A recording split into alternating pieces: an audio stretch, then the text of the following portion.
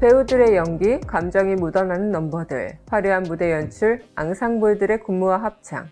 뮤지컬 하면 떠오르는 이미지들이죠. 오늘 뮤지컬 데이트에서는 지금까지 여러분께 소개해왔던 뮤지컬과는 사뭇 다른 작품을 소개할까 합니다. 뮤지컬 헤드윅입니다. 헤드윅은 존 카메론 미첼과 스티븐 트레스크가 창작한 락 뮤지컬로 동독 출신의 성정체성이 모호한 젠더 퀴어인 헤드윅과 그가 이끄는 락앤롤 밴드 앵그리 인치에 관한 뮤지컬인데요. 1998년 2월 14일부터 2000년 4월 9일까지 미국 뉴욕의 호텔 리버뷰 제인 스트리트 극장에서 공연된 이후 2000년 9월 19일부터 11월 4일까지 영국 런던의 웨스트엔드 플레이하우스 극장에서 공연됐죠. 그 전세계 프로덕션 작품으로 공연된 헤드윅은 2014년 4월 브로드웨이 버전으로 재탄생돼 벨라스코 극장에서 공연됐으며 토니 어워드 베스트 리바이벌 뮤지컬상을 수상했습니다. 이야기는 1961년 동독으로 거슬러 올라가는데요. 베를린 장벽이 세워질 때 동베를린에서 엄마와 단둘이 살고 있는 소심한 소년 한셀. 그의 유일한 즐거움은 좁은 아파트에서 미군 방송을 통해 락 음악을 듣는 것이었죠. 대학에서 쫓겨나고 암울한 인생을 살던 한셀에게 어느 날 기회가 찾아오는데요. 동베를린에 파견된 미군 루터가 성전환 수술을 조건으로 결혼을 제의하죠. 한셀은 엄마의 이름인 헤드윅으로 이름을 바꾸고 성전환 수술을 받지만 싸구려 수술의 실패로 그의 성기엔 여자의 그것 대신 1인치의 살덩어리만 남게 됩니다. 미국으로 건넌 헤드윅은 루터에게 버림받고 트레일러 하우스에 연명하는 신세가 되는데요. 그러던 중 헤드윅은 자신의 첫사랑인 음악을 통해 새 출발을 꿈꾸게 되죠. 그녀는 화장을 하고 가발을 쓰고 락밴드 앵그리 인치를 만들며 변두리의 바와 패스트푸드 레스토랑을 전전하며 노래를 부릅니다.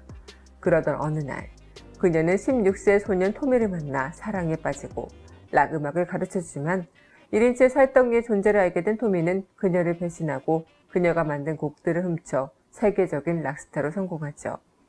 깊은 상처를 받은 헤드윅은 크로아티아 투어 중 최후의 유태 여신이라 불리던 드래킨 이치악을 만나 그가 다시는 여장을 하지 않는다는 조건으로 이치악과 함께 미국으로 건너오는데요. 이치악은 헤드윅의 남편이자 앵그리 인치 밴드의 백보컬을 맡고요. 토미의 전국 투어 콘서트를 따라다니며 토미의 공연장 옆에 위치한 레스토랑 등에서 공연을 하던 헤드윅은 어느 날 길에서 우연히 토미를 만납니다. 배신의 상처와 증오의 감정을 접어둔 채 재회의 기쁨을 나누던 중 이들이 운전하고 있던 차가 스쿨버스를 들이받으며 큰 사고가 나죠.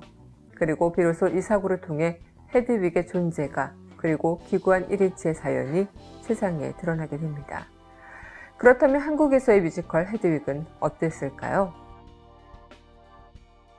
뮤지컬 헤드윅은 국내 라이센스판으로 쇼노트에서 제작했습니다. 2005년 4월 첫 공연이 된 이후 2021년 시즌 13까지 열렸는데요. 이 조승우, 조정석, 유연석 등 넷노라는 유명 배우들이 한 번씩은 거쳐갔을 정도로 성공하는 남성 배우들의 등용문이자 관문 역할을 똑똑히 하고 있죠. 특히 2005년에는 대학로 소극장에서 초연을 시작했는데요. 하지만 인기가 많아지면서 2016년 대극장으로 옮겨지게 됩니다. 2016년 새로운 프로덕션이 올라와 대극장으로 장소를 옮기며 브로드웨이 프로덕션 연출이 도입된 거죠. 사실 헤드윅은 소극장 특유의 무대와 관객의 소통을 대극장에서 어떻게 구현해낼 것인가에 대해 고민이 많았다고 합니다. 하지만 헤드윅은 우려를 딛고 기존과는 다른 규모, 구성, 해석으로 뉴 메이크업 공연을 선보이면서 관객들을 소리 지르게 하고 관객들의 반응을 바탕으로 애드립을 통해 이야기를 이어나가고 있죠. 2007년에는 존 캐머런 미첼이 자신이 직접 내한한 콘서트를 한국에서 여는데요. 이때 그는 브록의 나이를 훌쩍 넘겼음에도 불구하고 20세기 후반에 그가 보여줬던 패기 그대로 Tear Me Down을 열창했죠. 당시 미첼의 에너지는 엄청났다죠.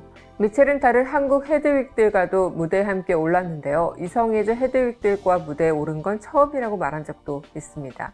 한국에서 매년 열리는 성소수자의 페스티벌인 퀴어 문화축제의 메인 이벤트 중 하나인 청계천 거리 행진 때 맨 앞에 서서 행진을 이끌기도 했던 미첼 역시 본인이 동성애자라고 말하기도 했죠. 어찌됐든 헤드윅은 락 뮤지컬이기에 마지막에 빛을 발하는데요. 기존의 뮤지컬은 모든 배우가 나와 주제 넘버를 부르고 퇴장하는 커튼콜이 있다면 헤드윅의 커튼콜은 모두가 뛰놀고 환호합니다. 함께 넘버를 부르고 물을 맞고 신나게 즐기는 파티라고 해야 할까요? 공연 러닝타임이 120분이지만 커튼콜 공연으로 인해 130분, 140분까지도 늘어나고요. 한때 제가 관람했을 때는 커튼콜 공연까지 포함해서 160분이었던 적도 있습니다. 그 정도로 커튼콜이 아주 매력적인 포인트랄까요? 그래서 한국계에서의 헤드윅 또한 많은 뮤지컬 애호가들이 사랑하고 기다리는 작품이 될 수 있었던 거 아닐까 싶네요. 뮤지컬 헤드윅은 국내 초연 이래 라이선스 뮤지컬 최장기 스테디셀러로 자리매김했습니다. 12시즌 동안 약 2,300회 공연, 누적 관객 수 63만 명, 중소극장 공연 중 최고 객석 점유율, 최다 누적 관객을 기록했다면 얼마나 많은 인기가 있었는지 짐작이 되시겠죠? 이뿐만 아니라 오리지널 프로덕션은 뉴욕을 포함한 전 세계 헤드윅 중 가장 많은 공연과 관객을 동원한 기록을 남겼기도요.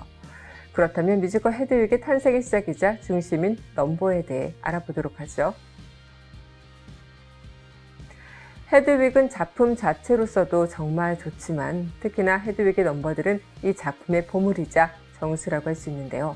모든 넘버들이 헤드윅의 삶과 인생, 사랑, 추억, 상처, 치유의 과정을 담고 있기 때문이죠. 내가 이렇게 살아왔노라 구구절절 대사로 이야기하는 것보다 노래 한 곡 한 곡이 훨씬 관객들의 가슴을 후벼 파는데요. 주옥 같은 많은 넘버들이 있지만 뮤지컬 데이트에서 3가지 넘버 짚어보겠습니다. 우선 더 오리진 오브 러브는 플라톤의 향연에서 영감을 받아 쓰여졌다는데요. 사람들이 왜 사랑을 하는지를 운율적으로 잘 표현해냈죠. 원래 하나의 몸이었던 소년과 소년, 소년과 소녀, 소녀와 소녀들. 그들은 신에 의해 몸이 갈라지고 흩어져 이제 서로의 얼굴은 기억할 수 없지만 다시 한 몸이 되기 위해 사랑할 거라는 내용인데요. 저는 너의 영혼과 고통, 슬픔은 너의 것임과 동시에 바로 나의 것이라는 가사 부분이 있는데요. 이 부분에서 전율을 느끼기도 했습니다.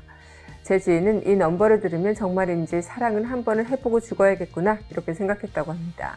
네, 다음은 위키드 리드 타운으로 이 곡은 뮤지컬을 보고 와서 한동안 귓가에 맴돌았던 넘버인데요. 이 넘버는 곡 중에서 2번 불리는데 한 번은 과거 해상씬에서 헤드윅이 토미를 향해 불러주고요. 또 한 번은 토미가 헤드윅에게 용서를 구하며 그 말비에 부릅니다. 이 노래는 잔잔하고 서정적인 멜로디로 인상 깊을 뿐더러 듣는 이에게 힘과 용기를 주는 가사라 해야 할까요? 듣다 보면 방황하는 누군가에겐 참 위로가 될 듯 하답니다. 네, 마지막으로 전해드릴 넘버는 미드나잇 라디오. 이 넘버는 그 후반부 미친 듯이 절규하고 바닥을 뒹굴고 괴로워하던 헤드윅이 어둠 속에서 천천히 일어나며 그걸 마무리하는 그런 노래죠. 헤드윅의 평생 동안 계속됐던 고통, 번민, 미련, 상처 이런 것들을 훌훌 털어버리고 마치 초탈한 듯 부르는 노래인데요. 이 자신의 인생을 담아내고 노래를 부름으로써 위로를 받고 아픔을 잊었던 헤드윅이 비로소 자신의 존재를 있는 그대로 사랑하고 인정하게 되며 노래와 자신이 하나라고 말하는 곡이죠. 이 곡을 공연장에서 앉아 듣고 있다 보면 가슴이 뜨거워지면서도 한편으론 편안해짐을 느끼게 됩니다. 또 뮤지컬 마지막 곡이기에 이 곡을 들으면 곧 끝나겠구나 라는 아쉬움이 밀려오는 곡이기도 하고요. 저도 처음엔 락이란 장르의 매력을 느끼진 못했었는데요. 락 스피릿이 무엇인지, 사람들이 왜 락을 통해 힘을 얻고 가슴이 후련해지고 마음의 위안을 받는지 느낄 수 있었답니다. 네, 헤드윅의 이야기는 1994년 LA에서 뉴욕으로 가는 비행기 옆좌석에 앉게 된 두 남자의 우연한 만남에서 탄생됐죠. 존 카메론 미첼은 옆자리 청년이 파스빈더의 책을 읽고 있는 것을 보고 영화에 관심이 있냐고 물었고요. 스티븐 트레스크라는 이름의 그 남자는 영화에 대한 관심뿐만 아니라 삶의 많은 부분에서 카메론 미첼과 통하는 점이 많았다죠. 가장 중요한 공통점은 그들이 둘 다 창작에 재능이 있었다는 사실. 일찌감치 스스로의 정체성을 인정한 동성애자였지만 미국계의 커뮤니티의 분위기는 썩 달가워하지 않았고요. 그 문화에 익숙치 않던 미첼 또한 스키즈 클럽에서 처음으로 드래곤 쇼를 보게 됩니다. 드래곤 쇼는 화려한 여장으로 시장한 남성이 팝 디바의 노래를 립싱크하며 과장된 무대를 보여주는 쇼인데요. 이러한 공연을 본 카메론 미첼은 드래곤으로 분장한 한 명의 배우고 직접 노래를 하면서 스탠드업 코미디를 보여주고 드라마도 가미하는 공연을 구상하게 되죠. 또한 트레스크는 타고난 이야기꾼이자 뛰어난 배우인 미첼이 해준 이야기 중 철학자 아리스토파네스가 향연에서 설파했던 인류의 기원에 대한 이야기에 매료되게 됩니다. 그 주장에 따르면 인류는 원래 2개의 머리와 4개의 팔, 그리고 4개의 다리를 가진 완전한 존재였는데 각각 남자와 여자, 여자와 여자, 남자와 남자 이 세 부리로 이뤄진다는 거죠. 하지만 이 최초의 인간들은 스스로의 완전함으로 인해 교만해졌고 이에 분노한 신이 번개를 내리쳐 둘로 쪼개 나눠버린 것이 지금 우리의 모습이라는 건데요. 애초에 남자와 여자가 붙어있는 한 몸이었다가 갈라진 인간들인 이성애자, 남자와 남자, 여자와 여자가 한 몸이었던 인간들은 동성애자가 되었다는 것이죠. 반으로 갈라진 불완전 존재로서 원래 자신의 일부였던 잃어버린 반쪽을 찾아 떠도는 인간의 숙명을 노래로 만들어달라고 부탁을 받고 트레스크가 곡을 쓰고 가사를 붙인 것이 지금 헤드윅의 메인 테마곡이라 할 수 있는 사랑의 기원 오리진 오브 러브. 이어서 헤드윅과 토미가 반복해서 부르는 위키드 리드 타운이 완성됐고요. 이렇게 점점 오리지널 비중을 높여나간 뮤지컬 헤드윅의 조연은 대성공적이었습니다. 또한 헤드윅이 작품 속에서 자신의 록 히어로로 언급한 데이비드 보이가 관객의 한 사람으로서 극장에 사는 드라마 같은 순간도 펼쳐지고요. 마돈나와 로지 오도넬도 뮤지컬 헤드윅의 열렬한 팬을 자처한 인물이기도 하죠. 특히 미국에서 가장 권위 있는 록 매거진인 롤링스톤즈가 이 작품을 가리켜 그 길고 보잘것없는 록 뮤지컬의 역사 속에서 진정한 록을 선보이는 첫 번째 뮤지컬이라고 찬사를 보낸 배경에는 이 브로드웨이와는 인면식도 없었던 스티븐 트레스크가 만든 음악과 뮤지컬 문법엔 익숙하지만 글램록의 정신을 누구보다 잘 이해한 존 카메론 미첼의 만남이 있었기에 가능한 일이 아니었을까요? 이번 헤드윅은 누구지? 헤드윅은 매 시즌 캐스팅이 화제가 되는 뮤지컬이죠. 이 배우 혼자 2시간가량 공연을 이끌어가야 하는 까닭엔 웬만한 실력을 갖추지 않고서는 주연을 깨칠 수도 없고요.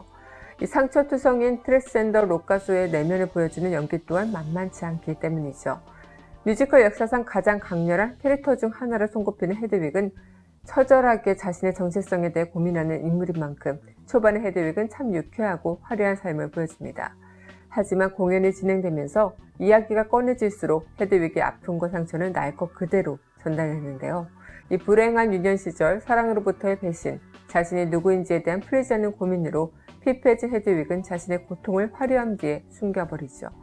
2개로 분리된 도시 내가 탄생한 곳, 거대한 장벽을 딛고서 Now I am coming for you. 사람이 모든 사람들이 날 부숴, tear me down, 덤벼봐, 내게 덤벼, 더 부숴, tear me down.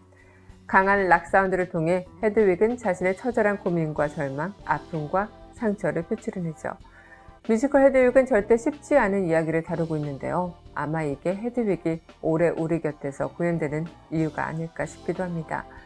치열한 고민과 아픔 끝에 자신의 정체성을 찾아가는 헤드윅, 그리고 그것을 통해 자신의 삶은 돌아보고 위로받고 도전하는 것이 헤드윅의 인기 비결 아닐까요? 헤드윅의 인기 비결 한번 직접 확인해 보셔요. 그럼 이만 뮤지컬 데이트를 마치겠습니다. 지금까지 강민선의 뮤지컬 데이트였습니다.